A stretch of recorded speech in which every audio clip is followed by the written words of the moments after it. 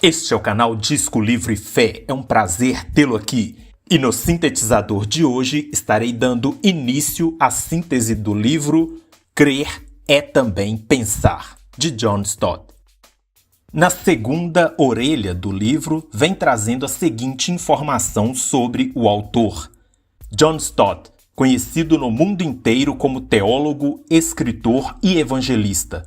John Stott foi pastor da All Souls Church, em Londres, capelão da Rainha da Inglaterra e fundador do London Institute for Contemporary Christianity.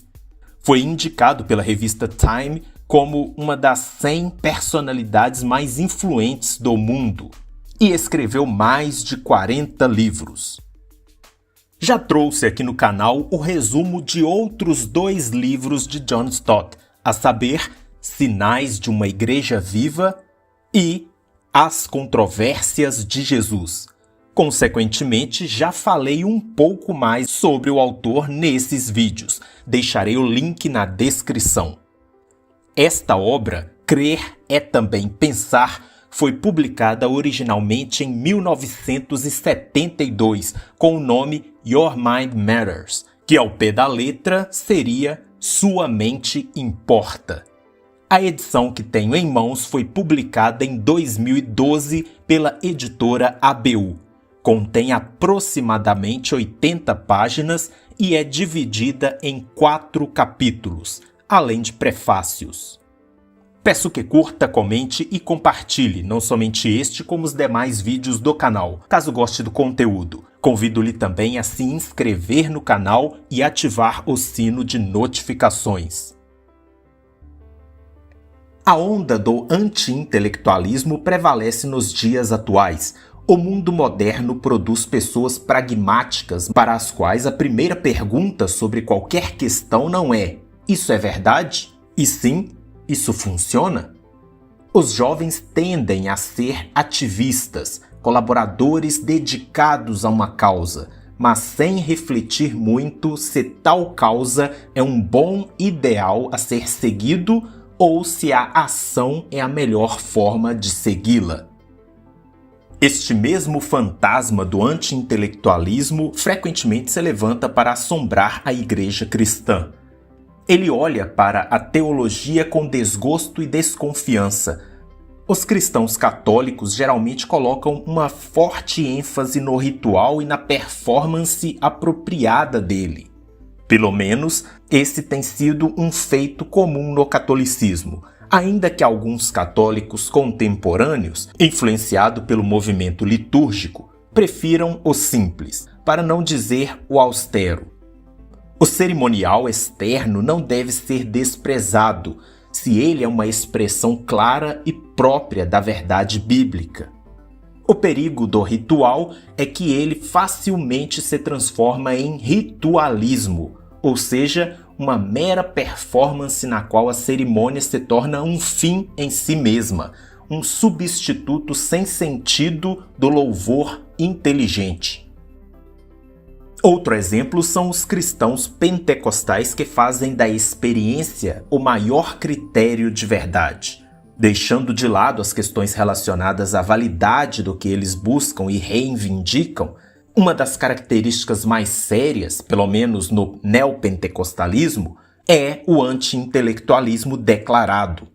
Um dos líderes do movimento disse certa vez, a propósito dos católicos pentecostais, que o que importa no final não é a doutrina, mas a experiência.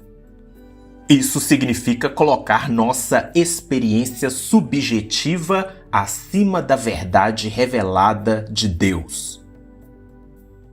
Por que os cristãos devem usar a mente? Tem a ver com o poder que o pensamento do homem tem de moldar as ações. Boa parte do mundo hoje é dominada por ideologias que, se não forem totalmente falsas, são estranhas ao Evangelho de Cristo. Talvez falemos de conquistar o mundo para Cristo. Porém, de que tipo de conquista estamos falando? Não é de uma vitória conquistada pela força dos exércitos. A cruzada cristã é bem diferente das vergonhosas cruzadas da Idade Média. Veja como Paulo descreve a batalha. As armas com as quais lutamos não são humanas, ao contrário, são poderosas em Deus para destruir fortalezas. Destruímos argumentos e toda pretensão que se levanta contra o conhecimento de Deus e levamos cativo todo pensamento para torná-lo obediente a Cristo. Essa é uma batalha de ideias, a verdade de Deus se sobrepondo às mentiras dos homens. Acreditamos no poder da verdade?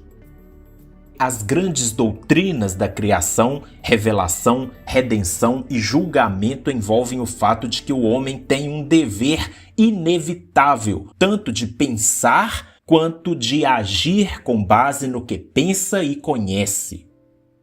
Primeiramente, vamos falar sobre criação. Em Gênesis capítulo 2 e capítulo 3, vemos Deus se comunicando com o homem de uma forma como ele não se comunica com os animais. Ele espera que o homem coopere com ele, de forma consciente e inteligente, preservando e guardando o jardim onde ele o colocou, e que discrimine racional e moralmente o que é permitido do que é proibido fazer. O homem é diferente dos animais. Ele deve se comportar diferentemente. No Salmo 32, verso 9 diz: "Não sejam como o cavalo ou o burro, que não têm entendimento." A depravação total do homem significa que cada parte da humanidade dele foi de alguma forma corrompida, incluindo a mente, que a Escritura descreve como obscurecida. De fato, quanto mais os homens ignoram a verdade de Deus que eles conhecem, mais fúteis e até insignificantes eles se tornam no pensamento. Revelação. Toda revelação de Deus é uma revelação racional, tanto a revelação geral na natureza quanto a revelação nas Escrituras e em Cristo. Dentro e por meio da Escritura, Deus tem falado, ou seja, se comunicado com palavras. Talvez alguém diga que, se na natureza a revelação de Deus é visualizada, na Escritura ela é verbalizada, e em Cristo ela é ambas, pois ele é o Verbo feito carne. A revelação é uma revelação racional para criaturas racionais. Nosso dever é receber a mensagem, nos submeter a ela, buscar entendê-la e relacioná-la com o mundo no qual vivemos. Agora passamos da doutrina da revelação para a doutrina da redenção, que Deus conquistou por meio da morte e da ressurreição de Jesus Cristo. Novamente, manifesta em palavras dirigidas à mente. É a forma principal como Deus resolve trazer salvação aos pecadores. Em 1 aos Coríntios, capítulo 1, versículo 21, diz: "Visto que, na sabedoria de Deus, o mundo não o conheceu por meio da sabedoria humana, agradou a Deus salvar aqueles que creem por meio da loucura da pregação." Note com cuidado o contraste que o apóstolo faz. Não é entre uma apresentação racional e uma irracional, como se dissesse que, como a sabedoria humana não pôde descobrir Deus, ele abriu mão de uma mensagem racional. Não. O que Paulo contrasta com a sabedoria humana é a revelação divina. Porém, é uma revelação racional. Apesar da mente do homem ser corrupta e de ele ter os olhos fechados, apesar de os não regenerados não poderem por si mesmos receber ou entender as coisas espirituais, porque elas são discernidas espiritualmente, ainda assim o evangelho é dirigido à mente deles, já que essa é a forma divinamente ordenada de abrir seus olhos, esclarecer suas mentes e salvá-los. A quarta doutrina, julgamento. Ele nos julgará por nosso conhecimento e resposta, ou falta dela, à revelação. Em Jeremias capítulo 32, versículo 33 diz: "Voltaram as costas para mim e não o rosto. Embora eu os tenha ensinado vez após vez, não quiseram ouvir-me nem aceitaram a correção." O próprio Senhor reforçou esse princípio de julgamento. No Evangelho de João, capítulo 12, versículo 48, diz: Há um juiz para quem me rejeita e não aceita as minhas palavras. A própria palavra que proferi o condenará no último dia. E a essência do argumento do apóstolo Paulo nos primeiros capítulos da carta aos Romanos é que todos os homens são culpados perante Deus, precisamente porque todos possuem algum conhecimento. Os judeus por meio da lei escrita de Deus e os gentios por meio da natureza e da lei de Deus escrita em seus corações, mas nenhum homem viveu conforme o conhecimento que tinha.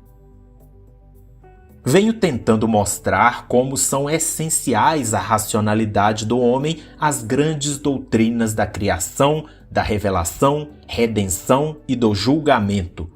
Deus nos fez seres pensantes. Ele nos tratou como tais, comunicando-se por meio de palavras. Ele nos renovou em Cristo e nos deu a mente de Cristo. E Ele nos considerará responsáveis pelo conhecimento que temos.